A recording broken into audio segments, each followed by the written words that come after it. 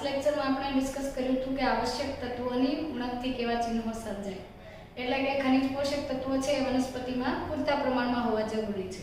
હવે આજે આપણે લઘુ પોષક તત્વોની ટોક્સિસિટી અથવા વિષારીતા જે છે એ સમજવાની છે. ટોક્સિસિટી ઓફ માઇક્રોન્યુટ્રિયન્ટ્સ અથવા લઘુ પોષક તત્વોની વિષારીતા.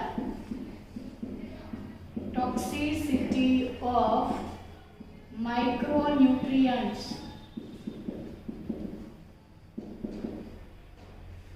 લઘુ પોષક તત્વોની વિષારીતા અથવા ટોક્સિસિટીનો અર્થ શું થાય કે કેટલાક લઘુ પોષક તત્વો એવા છે કે જે ન્યૂનતમ માત્રામાં જરૂરી છે અથવા તો એની જે લિમિટેશન છે એના કરતાં વધારે અથવા ઓછા બંનેમાં કંઈક ને કંઈક વનસ્પતિને નુકસાન થતું જોવા મળે છે.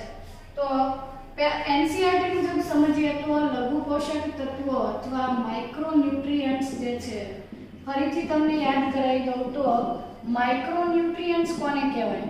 લઘુ પોષક તત્વો જે છે એ એવા ખનિજ તત્વો છે કે જેનું પ્રમાણ વનસ્પતિના શુષ્ક દળના 10 મિલીમોલ પર કિલોગ્રામ કરતાં ઓછું આવશ્યક છે એવા તત્વોને લઘુ પોષક તત્વો તરીકે ઓળખવામાં આવે છે. તો વનસ્પતિની અંદર લઘુ પોષક તત્વો જે છે એ ન્યૂનતમ માત્રામાં જરૂરી છે. ન્યૂનતમ માત્રામાં જરૂરી હોય છે. લઘુ પોષક તત્વો છે એની એક મિનિમમ અમાઉન્ટ છે.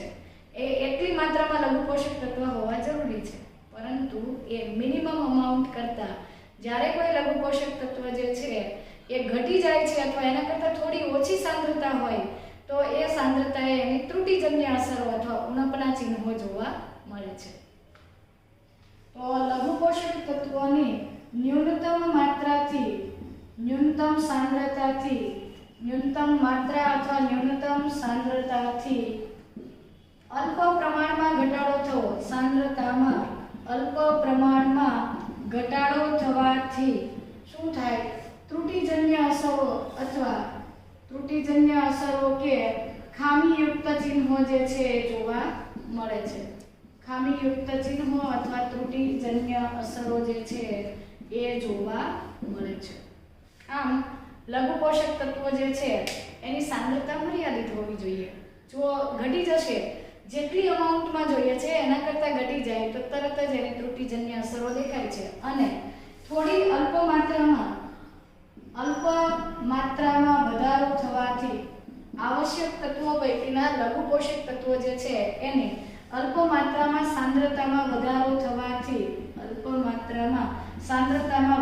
થવાથી વિષારીતા ઉદ્ભવે છે અથવા આપણે એવું કહીએ કે ટોક્સિસિટી ઉદ્ભવે છે. એના કારણે પણ વનસ્પતિની અંદર કેટલાક હાનિકારક ચિહ્નો જોવા મળે છે. તો ઇન શોર્ટ, લઘુ પોષક તત્વો જે છે એવા ખનિજ તત્વો છે કે જે સાંદ્રતાના કોઈ ચોક્કસ વિસ્તારમાં હોય તો જ એ અનુકૂળ મૂલ્ય છે એવું કહી શકાય, તો જ એ યોગ્ય છે. એના કરતાં ઓછું પણ નહીં, તેના કરતાં વધારે પણ નહીં. એટલે મર્યાદિત વિસ્તાર જે છે સાંદ્રતાનો એ અનિવાર્ય છે. તો સાંદ્રતાના જે તે આવશ્યક ખનિજ પોષક તત્વ અથવા લઘુ પોષક તત્વના સાંદ્રતાઓના એવા સંકીર્ણ વિસ્તાર કે જે સાંદ્રતાનો એવો સંકીર્ણ એટલે કે ટ્રાન્ઝિશનલ ઝોન, સંકીર્ણ વિસ્તાર અથવા ટ્રાન્ઝિશનલ ઝોન અથવા ટ્રાન્ઝિશનલ કોન્સન્ટ્રેશન કે જે તત્વ માટે અનુકૂળતમ હોય છે. જે તે તત્વ માટે એ સંકીર્ણ વિસ્તાર જે છે એ કેવો હોય છે? અનુકૂળતમ હોય છે. આવો વિસ્તાર એટલે સંકીર્ણ વિસ્તાર. આટલા વિસ્તારમાં જ આ સંકીર્ણ વિસ્તાર એવો વિસ્તાર છે કે એમાં જ વનસ્પતિ જે છે એ તંદુરસ્ત જીવન ચક્ર પૂરું કરે અથવા જીવન વ્યતીત કરે. વધારે પણ નહીં, ઓછી પણ નહીં, જેટલી માત્રામાં જરૂરી છે એ વિસ્તાર એટલે સંકીર્ણ વિસ્તાર. એનાથી વધી જાય તો ટોક્સિસિટી, એનાથી ઘટી જાય તો ત્રુટિજન્ય અસર અથવા ખામીયુક્ત એવા ચિહ્નો જોવા મળે. આમ વનસ્પતિની અંદર લઘુ પોષક તત્વો જે છે એના સાંદ્રતાના કોઈ ચોક્કસ સંકીર્ણ વિસ્તારો છે કે એ જ વિસ્તારમાં જે તે તત્વ માટેની એ સાંદ્રતા અનુકૂળતમ ગણાય, ઇષ્ટતમ ગણાય, યોગ્ય ગણાય. એનાથી વધારો કે ઘટાડો વનસ્પતિ માટે હાનિકારક છે. ચાલો ત્યાર પછી સમજીએ તો આવશ્યક તત્વો પૈકીના લઘુ પોષક તત્વો જે છે, લઘુ પોષક તત્વોની એ સાંદ્રતાનો વિસ્તાર અથવા એ સાંદ્રતા કે જેના કારણે વનસ્પતિના અથવા પેશીના શુષ્ક દળના એ વિસ્તાર કે જેમાં પેશીના શુષ્ક દળના 10% જેટલો ઘટાડો થાય, શુષ્ક દળમાં 10% જેટલો ઘટાડો સૂચવે અથવા ઘટાડો થાય તો તે વિસ્તાર જે છે અથવા તો આ સાંદ્રતા જે છે એને લઘુ પોષક તત્વની વિષારીતા અથવા ટોક્સિસિટી તરીકે ઓળખવામાં આવે છે. વિષારીતા અથવા ટોક્સિસિટી તરીકે ઓળખવામાં આવશે. તો ટોક્સિસિટીને ઓળખવી ઘણી ડિફિકલ્ટ હોય છે. આમ છતાં આ એક બાબત પરથી કહી શકાય કે જો પેશીના શુષ્ક દળમાં કોઈક તત્વની એવી સાંદ્રતા કે જેના કારણે પેશી દળના અથવા તો સામાન્ય રીતે લઘુ પોષક તત્વની વિષારીતા જે છે એ આપણે સમજતા હોઈએ ત્યારે આપણને ખબર પડે કે કોઈ વનસ્પતિની પેશીના શુષ્ક દળમાં 10% જેટલો વજનનો ઘટાડો થયો છે તો ત્યારે કહી શકીએ કે કોઈ તત્વની વિષારીતા હશે. આ ટોક્સિસિટી અથવા વિષારીતા જે છે જે તે ખનિજ પોષક તત્વની વિષારીતાને ઓળખવી અથવા અલગ પાડવી મુશ્કેલ હોય છે, કારણ કે દરેક ખનિજ પોષક તત્વ જે છે દરેક ખનિજ પોષક તત્વની કોઈ વિશેષ સંક્રાંતિ અવસ્થા જે છે અથવા સંક્રાંતિ સાંદ્રતા જે છે એ અલગ અલગ હશે. દરેકની સંક્રાંતિ સાંદ્રતા એકસરખી નહીં હોય. આપણે એવું સમજીએ છીએ કે સંક્રાંતિ સાંદ્રતાથી જે તે તત્વ ઘટી જાય તો ત્રુટિજન્ય અસરો, અને સંકીર્ણ વિસ્તાર એટલે કે એવો પર્ટિક્યુલર વિસ્તાર કે જેનાથી વધી જાય સાંદ્રતા તો વિષારીતા થાય છે. વિષારીતાના ચિહ્નો જે છે દરેક જુદી જુદી વનસ્પતિમાં વિવિધ તત્વોના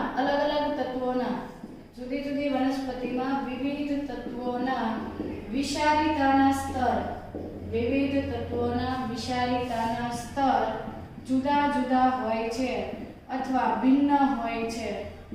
દરેક વનસ્પતિમાં વિષારીતાનું સ્તર અલગ અલગ હોય છે. કોઈકની અંદર કોઈક ખનિજ પોષક તત્વોનું પ્રમાણ વધારે આવશ્યક હોય છે તો કોઈકની અંદર ઓછું આવશ્યક હોય છે. જેમાં વધારે પ્રમાણ આવશ્યક છે એવું બની શકે કે દ્વિદળી વનસ્પતિમાં કેલ્શિયમ જે છે એની વિષારીતા એમ આપણે કહીએ કે 0.5 મિલીમોલ પર થતી હોય તો એ જ 0.5 મિલીમોલ એક દળી વનસ્પતિની કોઈ બીજી વેરાયટી માટે યુઝફુલ હોય, બેનિફિશિયલ હોય. એટલે દરેકની અંદર વિષારીતાનો સ્તર કેવો હોય, અલગ હોય છે, યુનિક હોય છે. અને એના માટે વિષારીતા જે છે એને વિશેની પૂરતી માહિતી જે છે બાગાયતી વિદ્યા ક્ષેત્રે અનિવાર્ય છે. હવે આ વિષારીતા જે છે એના ચિહ્નો કેટલાક લઘુ પોષક તત્વોની વિષારીતાને લીધે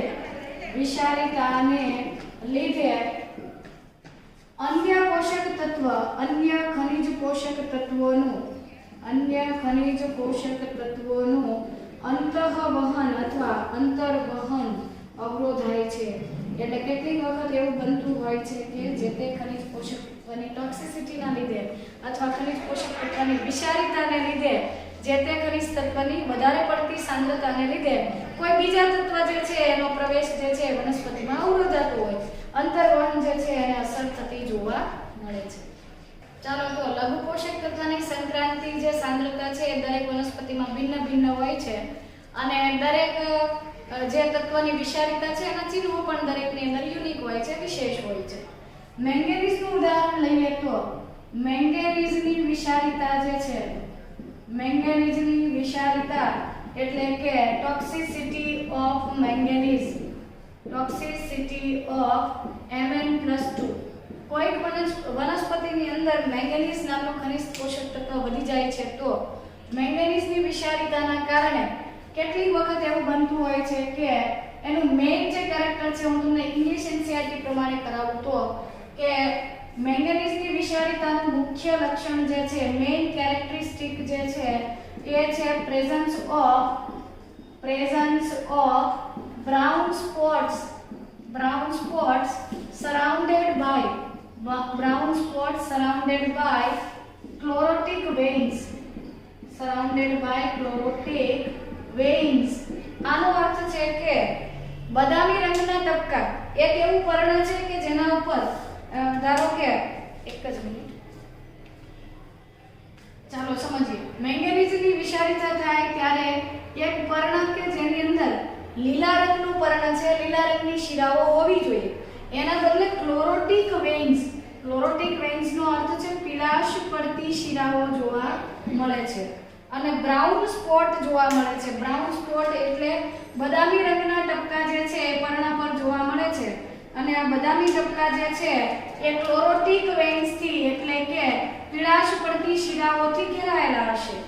આ મેંગેનીઝ તત્વની વિશેષતા છે અથવા મેંગેનીઝ ખનિજ પોષક તત્વની વિષારીતાનું એક લક્ષણ છે કે જેની અંદર presence of brown spot surrounded by chlorotic veins, પીળાશ પડતી શિરાઓથી ઘેરાયેલા, પીળાશ પડતી શિરાઓથી આવરેલ બદામી રંગના ટપકા, બદામી રંગના ડાઘ અથવા ટપકા જોવા મળે તો સમજવાનું કે મેંગેનીઝ તત્વની વિષારીતા જે છે એ જવાબદાર હશે.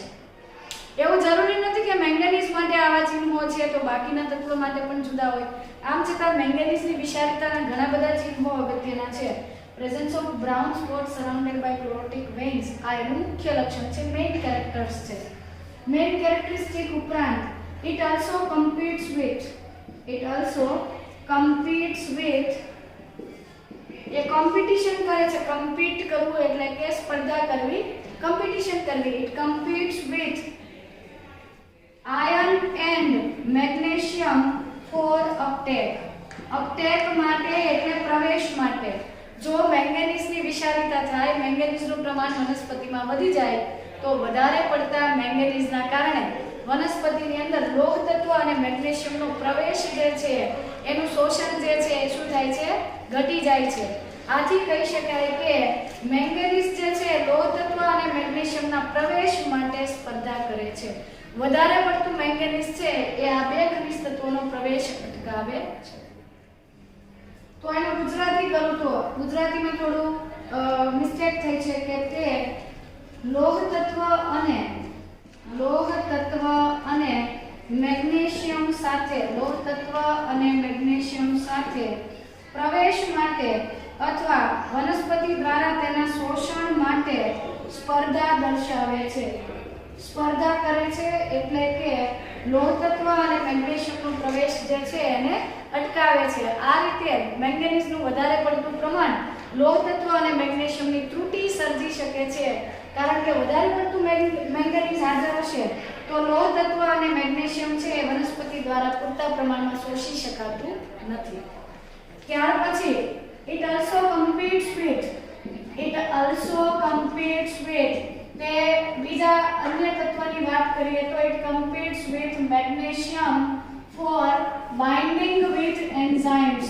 enzymes એટલે ઉત્સેચકો, binding with enzymes એટલે કે ઉત્સેચકો સાથે જોડાવા માટે તે મેગ્નેશિયમ સાથે સ્પર્ધા કરે છે. આપણે સમજી ચૂક્યા છીએ કે મેગ્નેશિયમ છે એ કાર્બોક્સાઇલેસ પ્રકારના ઉત્સેચકોને સક્રિય કરે છે.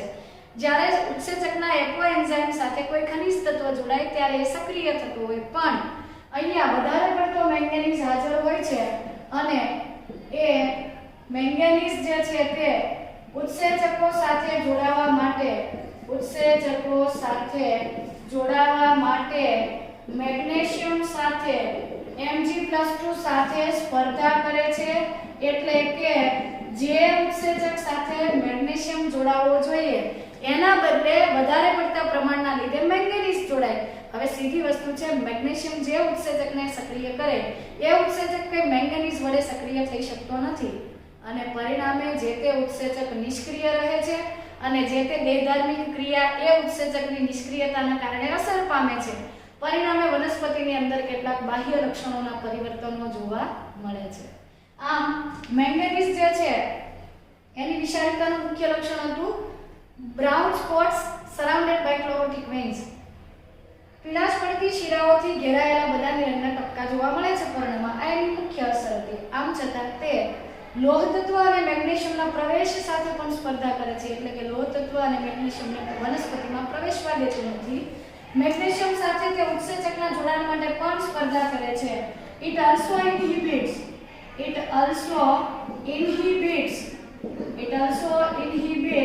translocation of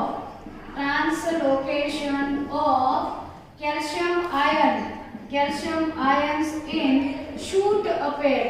shoot apex નો અર્થ થાય છે કે પ્રરોહાગ્ર. તે સામાન્ય રીતે વનસ્પતિના પ્રરોહાગ્રમાં કેલ્શિયમના સ્થળાંતરણને પણ અવરોધે છે. આમ મેંગેનીઝની ટોક્સિસિટીથી અથવા મેંગેનીઝ જે છે એની વિષારિતાના કારણે ઘણા બધા લક્ષણો જોવા મળે છે. પરંતુ બેસિકલી આપણે એવું કહી શકીએ કે મેંગેનીઝની ત્રુટિની અસરો અને મેંગેનીઝની વિષારિતાની અસરો Mn+2 ની ટોક્સિસિટી લઈએ, Mn+2 ની વિષારિતા લઈએ અને એના ચિહ્નો જોઈએ. મેંગેનીઝની વિષારિતાના ચિહ્નો અને લોહ, મેગ્નેશિયમ અને કેલ્શિયમની ત્રુટિના ચિહ્નો બંને સરખા છે. ની ત્રુટિના ચિહ્નો જે છે એ સરખા છે. કેમ? કારણ કે મેંગેનીઝની વધારે પડતી વિષારિતા છે. મેંગેનીઝ વધારે પડતું વધી જવાથી લોહ, મેગ્નેશિયમ અને કેલ્શિયમ જે છે એનું શોષણ અથવા એનું વહન જે છે એ અસર પામે છે અને પરિણામે આ ત્રણ ખનિજ તત્વો જે છે તેની વનસ્પતિમાં ઉણપ સર્જાય છે. આ ત્રણ તત્વોની ઉણપના ચિહ્નો અને મેંગેનીઝની વિષારિતાના ચિહ્નો વચ્ચે કોઈ તફાવત જોવા મળતો નથી. આ ત્રણેયના ઉણપના ચિહ્નો જેવા છે એવા જ પેલાની વિષારિતાના છે. કેમ? કારણ કે જ્યારે મેંગેનીઝની વિષારિતા થાય છે એ જ ટાઈમે ત્રણ તત્વોની ત્રુટિ સર્જાય છે. ચાલો તો વિષારિતા પછી આપણે સમજવાના છીએ તત્વોની શોષણની ક્રિયાવિધિ. એટલે કે વનસ્પતિઓ જમીનમાંથી ખનિજ પોષક તત્વોનું શોષણ કેવી રીતે કરે છે. તો તત્વોના શોષણની ક્રિયાવિધિ અથવા mechanism of absorption of nutrients,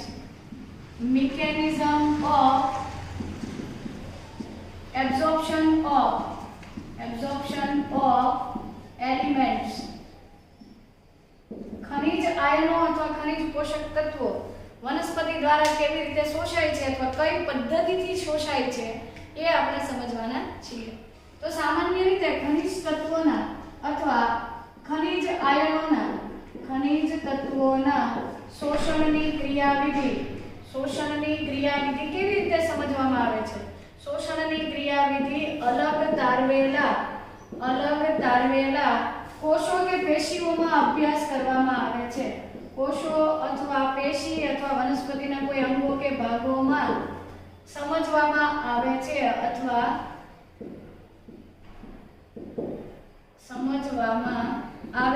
એનો અભ્યાસ કરવામાં આવે છે. મતલબ કે ખનિજ પોષક તત્વો કેવી રીતે શોષણ પામે છે એ જીવંત વનસ્પતિ કે જીવંત છોડ જે છે એની અંદર સમજવો શક્ય છે, પરંતુ એના માટે પ્રયોગ માટે કોઈ ચોક્કસ કદના છોડ અથવા તો જે નાના કદની વનસ્પતિ છે પસંદ કરવામાં આવે છે.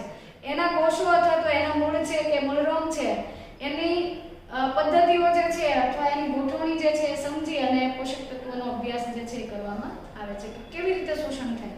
સામાન્ય રીતે ખનિજ પોષક તત્વોનું શોષણ ખનિજ પોષક તત્વો અથવા ખનિજ આયનો જે છે ખનિજ પોષક તત્વોનું શોષણ બે તબક્કે કરવામાં આવે છે.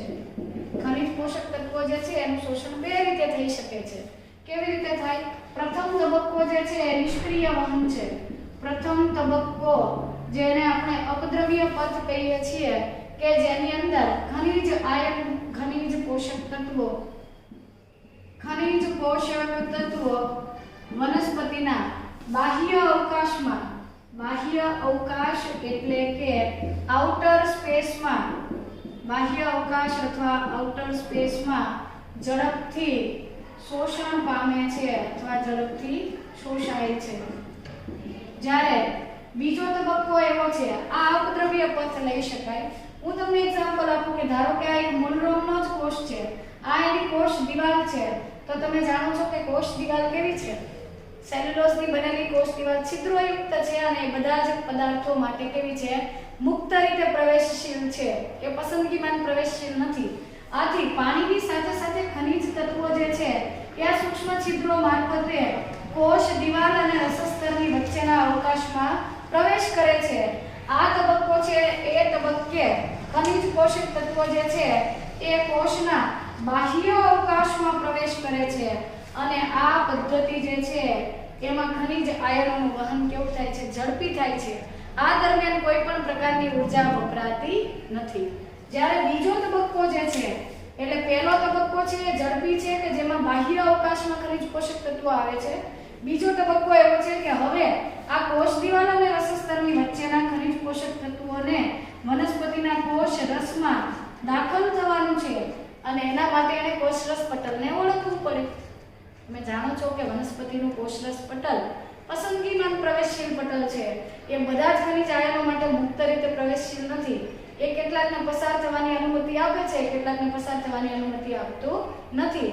અને એના વહન માટે મતલબ કે જ્યારે રસસ્તરને ઓળખવાનું હોય, પ્લાઝ્મા મેમ્બ્રેનને પસાર કરવાનું હોય, ત્યારે દરેક ખનિજ આયન જે છે એના વહન માટે કોઈ વિશેષ આયન માર્ગ બનવો પડે અથવા એ હાજર હોવો જરૂરી છે.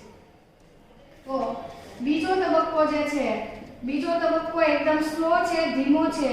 બીજા તબક્કે ખનિજ આયનો જે છે એનું ખનિજ પોષક તત્વોનું બીજા તબક્કે ખનિજ પોષક તત્વોનું અંતઃ અવકાશમાં કોષના અથવા પેશીના અંતઃ અવકાશમાં અથવા આપણે એવું કહી શકીએ કે ઇનર સ્પેસ જે છે, ઇનર સ્પેસમાં એનું વહન થાય છે. ખનિજ પોષક તત્વનું અંતઃ અવકાશમાં વહન થાય છે અને ખૂબ ધીમી ગતિએ અંતઃ અવકાશમાં ખૂબ ધીમી ગતિએ વહન થાય છે. તો આ બે તબક્કા છે. પહેલો તબક્કો ઝડપી છે બીકોઝ આ તબક્કે ફક્ત કોષ દિવાલને ઓળખવાની છે અને એના માટે આપણે શબ્દ લીધો કે આઉટર સ્પેસ, બાહ્ય અવકાશ, કે જેની અંદર કોષ કોઈ જીવંત રચનાને પેલું જે ન્યુટ્રિયન્ટ છે, ખનિજ પોષક તત્વ છે, એ કોષની કોઈ જીવંત રચનાને ઓળંગતું નથી. આ જે વહન છે અથવા આઉટર સ્પેસમાં જે શોષણ થાય છે એ ઝડપથી થાય છે કારણ કે કોષ દિવાલ કેવી હતી? પ્રવેશશીલ હતી.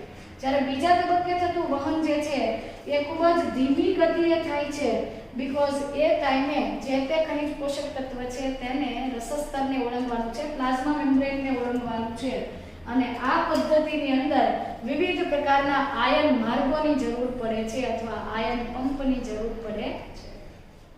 તો ચાલો સમજીએ. ખનિજ આયન વહન, ખનિજ તત્વો જે છે અથવા ખનિજ આયનો જે છે એના શોષણ માટે પાણીનું વહન તમે જેવી રીતે સમજી ચૂક્યા છો એવી જ રીતે ખનિજ પોષક તત્વના શોષણ માટે પણ બે વહન માર્ગ છે, અપદ્રવ્ય પથ અને સંદ્રવ્ય પથ.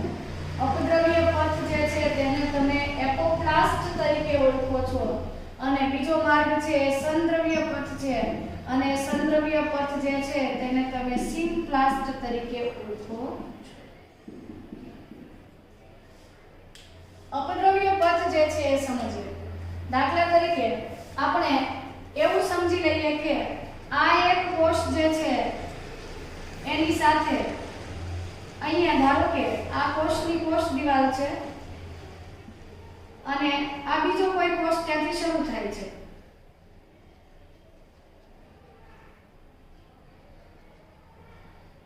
આ કોઈક બીજો કોષ છે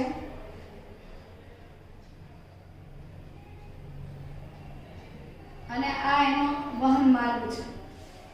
આ બીજા કોષમાંથી આ કોષમાં પ્રવેશેલા ખનિજ પોષક તત્વો બીજા કોષમાં જાય છે. એ સમયે જ્યારે એ ખનિજ પોષક તત્વો આ કોષમાં પ્રવેશવાને બદલે અહીંયાથી જ પસાર થઈ જાય છે તો એ અપદ્રવ્ય પથ છે. અથવા કોષ દિવાલ અને કોષરસ પટલની વચ્ચેના રસ્તેથી પસાર થઈ જાય તો અહીંયા વચ્ચે મતલબ કે અહીંયા ધારો કે આ કોષરસ પટલ છે અને આ કોષરસ પટલમાં વચ્ચે અહીંયા આયનોના વહન માર્ગે પેલા પ્લાઝ્મોડેસ્માટા અથવા કોષરસીય તંતુઓ છે તો મતલબ કે ધારો કે ખનિજ પોષક તત્વો જે છે એ આંતરકોષીય અવકાશ કે કોષ દિવાલના માર્ગેથી પસાર થતા હોય તો એના વહનમાં કોઈ અવરોધ સર્જાતો નથી. આવું વહન જે છે એ અપદ્રવ્ય પથ તરીકે ઓળખાય છે. તો જ્યારે ખનિજ પોષક તત્વોનું વહન નિષ્ક્રિય વહનની રીતે થાય છે, આ દરમિયાન એટીપીની જરૂર નથી. એટીપી જરૂરી નથી. કેટલીક વખત ખનિજ પોષક તત્વોનું અપદ્રવ્ય પથમાં એમણે એમ પણ મેન્શન કર્યું છે કે ખનિજ પોષક તત્વનું સાંદ્રતા ઢોળાંશની દિશામાં એટલે કે વધુ સાંદ્રતાથી ઓછી સાંદ્રતા તરફ વહન થતું હોય ત્યારે આવા ખનિજ પોષક તત્વોનું વહન કરવા માટે ધારો કે કોષરસ પટલમાંથી પસાર થવું પડે તો પણ કોષરસ પટલમાં વિશેષ આયન માર્ગ બનેલા છે અને આ આયન માર્ગની મદદથી આ ખનિજ પોષક તત્વોનું વહન થાય છે અને આયન માર્ગ છે હંમેશા સાંદ્રતા ઢોળાંશની દિશામાં વહન કરે. આ દરમિયાન ચયાપચયની ઊર્જા, ચયાપચયિક શક્તિ અથવા એટીપી સ્વરૂપે ઊર્જાની જરૂર પડતી નથી. તો આવો અપદ્રવ્ય પથ જે છે એ નિષ્ક્રિય વહન છે, તેમાં એટીપીની જરૂર પડતી નથી. સાંદ્રતા ઢોળાંશની દિશામાં વહન થાય છે. મોટા ભાગે કોષમાં આ વહન જે છે આંતરકોષીય અવકાશ, મોટા ભાગે આ વહન જે છે તે કાં તો આંતરકોષીય અવકાશના માર્ગે થાય છે અથવા આવું વહન જે છે એ કોષ દિવાલના માર્ગે થતું હોય છે અથવા જો રસસ્તરને ઓળંગે છે તો એ વહનમાં પણ સાંદ્રતા ઢોળાંશની દિશામાં વહન થાય છે અને ઊર્જાની જરૂર પડતી નથી. બીજી તરફ સંદ્રવ્ય પથ જે છે એમાં મોટા ભાગે ખનિજ આયનોનું વહન સાંદ્રતા ઢોળાંશની વિરુદ્ધ દિશામાં થાય છે. સાંદ્રતા ઢોળાંશની વિરુદ્ધ દિશામાં વહન થાય છે. એના લીધે ઓછી સાંદ્રતાથી વધુ સાંદ્રતા તરફ ખનિજ પોષક તત્વોનું વહન થાય છે અને આ પ્રકારનું વહન જે છે સંદ્રવ્ય પથમાં થતું વહન જે છે એના કારણે શું થાય છે કે એટીપીની જરૂર પડે છે અને મોટા ભાગે એ ખનિજ પોષક તત્વો કોષરસ પટલ ઉપરાંત તેઓ રસધાની પટલને પણ ઓળંગે છે અને પાર પટલ વહન થતું હોવાથી આ દરમિયાન એના માર્ગમાં બહુ બધા અવરોધ સર્જાય છે. એટીપીની જરૂર પડે છે. કોષરસમાંથી પસાર થતી વખતે અવરોધ સર્જાય છે અને એ અવરોધ સર્જાતા હોવાથી આ વહન છે એ અત્યંત ધીમી ગતિએ થતું જોવા મળે છે. આ થઈ ગઈ ખનિજ પોષક તત્વના શોષણની વાત. હું તમને ખનિજ પોષક તત્વનું સ્થળાંતરણ નથી સમજાવતી. ખનિજ પોષક તત્વનું સ્થળાંતરણ આપણે પછી સમજીશું. આપણે ફક્ત એનું શોષણ સમજ્યા. એટલે કે ધારો કે આ એક વનસ્પતિનું મૂળ તંત્ર છે અને આ મૂળ તંત્રના આપણે એનો આડછેદ લઈએ તો આ એનો મૂળરોમ છે. મૂળરોમ જે છે ત્યાર પછી કોષ અધિસ્તર પછી બાહ્યકના કોષો, બાહ્યક પછી આવશે અંતઃસ્તર અને અંતઃસ્તર પછી પરિચક્ર. આ અંતઃસ્તરના કોષો છે અને અંતઃસ્તરને અનુસરીને ગોઠવાતું વનસ્પતિના મૂળનું પરિચક્ર, આ પરિચક્ર છે અને ત્યાર પછી છેલ્લે આવશે જલવાહક અને અન્નવાહક પેશી. એટલે ધારો કે આ જલવાહિની છે તો જલવાહિની તો ખનિજ પોષક તત્વોના વહન કરતી એક નિષ્ક્રિય રચના છે. ધારો કે આપણે એવું સમજીએ કે અપદ્રવ્ય પથથી જો વહન થાય છે તો મૂળરોમ દ્વારા શોષાયેલા આયનો કોષ દિવાલ અને આંતરકોષીય અવકાશના માર્ગે થઈને ગયા. એ કોઈ પણ પટલમય રચનાને ઓળંગતા નથી. તો અપદ્રવ્ય પથ દ્વારા થતું વહન કેવું થશે? ઝડપી થશે, સ્પીડમાં થશે અને એના માટે કોઈ એનર્જી એટલે કે એટીપીની જરૂર પડતી નથી. જ્યારે બીજી તરફ જો શોષાયેલા ખનિજ પોષક તત્વોનું વહન એક કોષમાંથી એના કોષરસમાં થઈને પસાર થઈને જાય છે તો આ વહન કોષીય રચનાઓને ઓળંગતું હોય, સક્રિય વહન હોય, અવરોધ સર્જાય, ધીમી ગતિએ થાય તો એને આપણે સંદ્રવ્ય પથ. અપદ્રવ્ય પથથી વહન થાય તો પણ ભલે, સંદ્રવ્ય પથથી વહન થાય તો પણ ભલે. અલ્ટિમેટલી છેલ્લે આ ખનિજ પોષક તત્વો વનસ્પતિના મૂળની જલવાહક પેશીમાં આવી જાય છે અને ત્યાર પછી જલવાહક પેશીમાં આવેલા ખનિજ પોષક તત્વો પાણી સાથે મિક્સ થાય છે કારણ કે એ તો એક પાઇપલાઇન છે, એક નળી જેવી રચના છે. હવે મૂળની જલવાહકમાંથી પ્રકાંડની અને પર્ણની જલવાહક પેશી સુધી આ ખનિજ તત્વોનું વહન પાણીની સાથે સાથે થાય છે. પાણી જેમ જેમ ઉપર ચડે છે એમ એમ ખનિજ તત્વો ઉપર જાય છે, પરંતુ એનું શોષણ છે એ પાણીના શોષણથી કેવું હતું? સ્વતંત્ર. કોષીય સ્તરે એનું વહન છે એ સ્વતંત્ર હતું, કારણ કે જો પાણીનું વહન થતું હોય તો અહીંયા કોઈ આયનના વહન માટે આયન માર્ગ આવેલો હશે, તો પાણીના વહન માટે તમે જાણો છો પાણીના વહન માટે એક્વાપોરિન્સ આવેલા છે, અને એક્વાપોરિન્સથી એટલે કે પાણી જે છે એને રસસ્તરમાંથી પસાર થવું હોય તો એક્વાપોરિન્સમાં થઈને જવું પડે, અને ખનિજ તત્વએ જવું હોય તો એને પોતાના પર્ટિક્યુલર આયન માર્ગથી, એટલે કે સોડિયમ માટે સોડિયમ આયન માર્ગ, પોટેશિયમ માટે પોટેશિયમ આયન માર્ગ, કે ક્લોરીન માટે ક્લોરીન આયન માર્ગ, બધા માટે અલગ અલગ માર્ગ છે, અને પાણીના વહન માટે પણ અલગ માર્ગ છે જેને આપણે કીધા એક્વાપોરિન્સ. તો આ શોષણ અથવા વહનની ક્રિયાવિધિ પાણી અને ક્ષારોની અલગ છે, પણ મૂળની જલવાહકમાંથી પ્રકાંડની કે પર્ણની જલવાહક સુધી પાણીનું શોષણ અથવા તો એનું જે સ્થળાંતરણ થાય છે ઉત્સેદન દ્વારા શોષક ધાતુનો સિદ્ધાંત.